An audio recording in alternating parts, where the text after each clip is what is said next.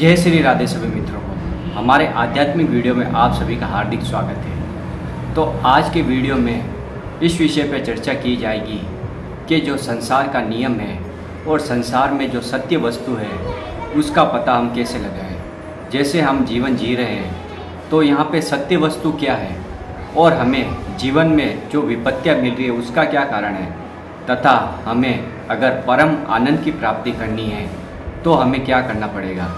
तो ध्यानपूर्वक सुने और एक एक शब्दों को बहुत महत्वपूर्ण तरीके से समझें, क्योंकि यही आपका कल्याण कर सकता है और आपका ही क्या आपके पूरे परिवार का भी कल्याण कर सकता है। तो सुनिए और वीडियो को स्टार्ट करते हैं। तो सबसे पहले आपको ये समझना होगा जो हमारे घर में विराजमान है, इष्ट देव है, भगवान श्री कृष्ण है, भगवान श्री राम है, महादेव जी हैं, जिन्हें भी हम पूजते हैं, पूजा पाठ करते हैं। हम क्या करते हैं, हमारा दुखों का कारण क्या है, विपत्तियों का कारण क्या है और हमें चिंता क्यों है, हमारा मन अशांत क्यों है और हम कोई भी चीज़ में धैर्य क्यों नहीं रख पाते और हमें कोई भी वस्तु में संतोष क्यों नहीं होता। तो संतोष कहाँ से होगा, जब आप पाठ पूजा भी करते हैं, सुबह शाम आप पाठ पूजा करते हैं, लेकिन दिन भर क्या करते हैं, जैसे ही आप कार्य पे गए, अपने कार्य पे गए, उसके बाद में जो भी आपका कार्य हो आप क्या करेंगे, किसी की बुराई करना है, किसी की चुगली करना है, किसी को देश भावना से देखना है, किसी के ज़्यादा राग करना है।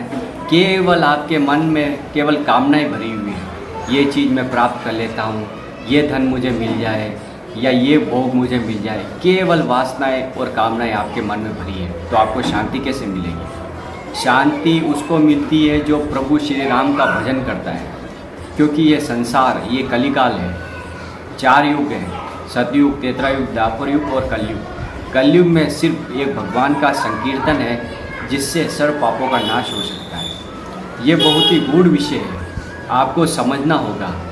जब एक दोहे के माध्यम से हम समझेंगे। तब लगी कुशल न जीव कहूँ, सपने हूँ मन विश्राम, जब लगी भजत न राम, कहूँ शोक धाम तजी काम।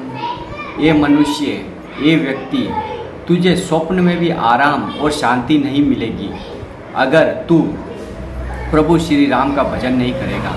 तू कहीं भी भागा भागा चले जा, कोई भी भोग ले, कोई भी वासना तेरे अंदर आए, तू कोई भी चीज़ प्राप्त कर ले, इस संसार में बिल्डिंग बना ले, धन इकट्ठा कर ले, चाहे बड़ी बड़ी इमारतें बना ले, लेकिन तू अकेला है और अकेला जाएगा, क्योंकि मृत्यु जो इंसान की वो सत्य है।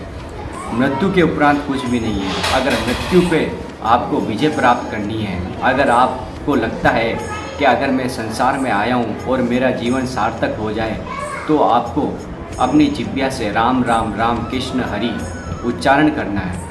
मैं ये नहीं कहता कि आप धीरे धीरे अभ्यास करें, सुबह शाम जब भी आपको आधा घंटा समय मिले, शाम को आधा घंटा समय मिले, तब प्रभु श्री राम का स्मरण करें, नाम जप करें, क्योंकि प्रभु के स्मरण के बिना और नाम जप के बिना आपको कहीं भी पूरे संसार में चले जाओ, त्रिभुवन में कहीं भी चले जाओ, आपको शांति नहीं मिलेगी। जैसे घर में झगड़े होते हैं, छोटी छोटी बातों को लेकर झगड़े होते हैं, तो पति पत्नी में झगड़े होते हैं, तो आपको क्या करना है, आपको मौन हो जाना है। जैसे आपकी पत्नी आपको कुछ भी बोल रही है, अपशब्द बोल रही है, कुछ भी बोल रही है, आपको बिल्कुल भी क्रोध नहीं करना है, उसकी बातें केवल सुननी है।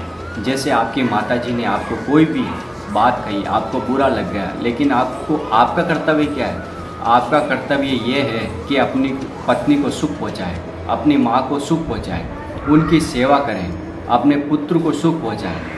अगर आपको दुख मिल रहा है कोई बात नहीं, आप दुख को झेलिए, जितना आप दुख को झेलेंगे उतना ही आपको आनंद की प्राप्ति होगी। और बीच बीच में आपको श्री हरि का स्मरण करता रहना है। ये बहुत ही गूढ़ विषय मैं आपको बता रहा हूँ।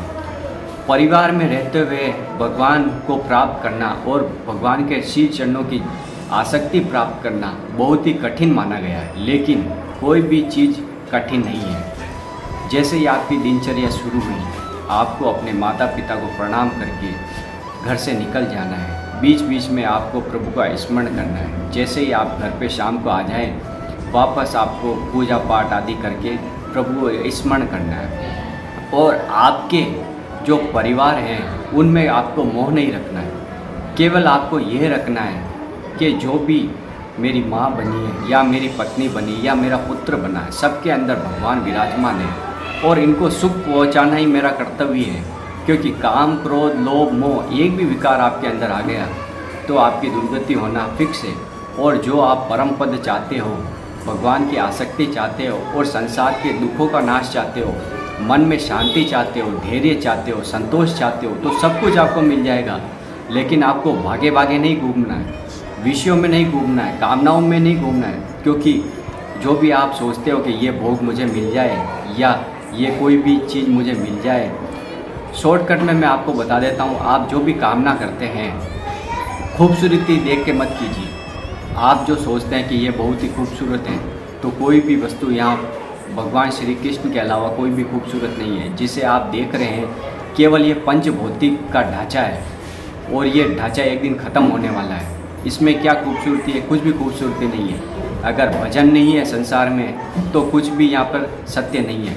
क्योंकि ये जो शरीर, पंचभूतों का शरीर आपको नज़र आ रहा है, ये तो पंचभूतों में मिल जाएगा, अग्नि अग्नि में समाहित हो जाएगी, जल जल में चला जाएगा, आकाश आकाश में, वायु वायु में, तो बचा क्या? ये पंचभौतिक शरीर तो पंचभूतों में मिल गया, वायु वायु में, अग्नि अग्नि में, आकाश आकाश में, जल जल में, पृथ्वी पृथ्वी में, तो पंचभूतों का शरीर रहा क्या?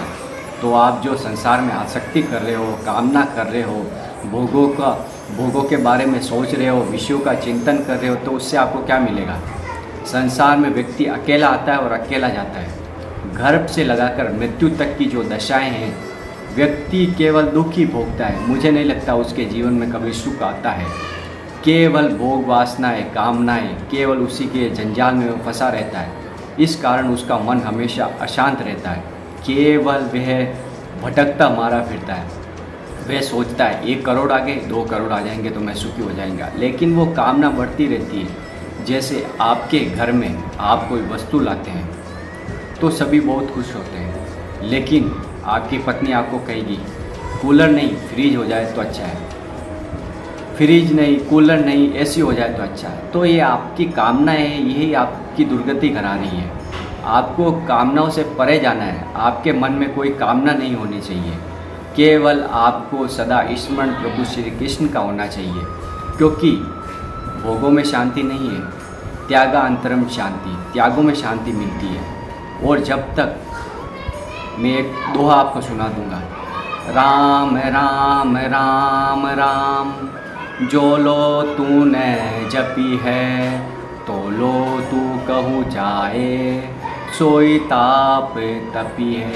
हे जीव, हे व्यक्ति, हे मनुष्य, तू कहीं भी भागा भागा चले जा, अगर तू प्रभु श्री राम का भजन नहीं करेगा तो उसी ताप में तू जलता रहेगा। जैसे अग्नि में कोई जलता है वैसे ही तू जलता रहेगा।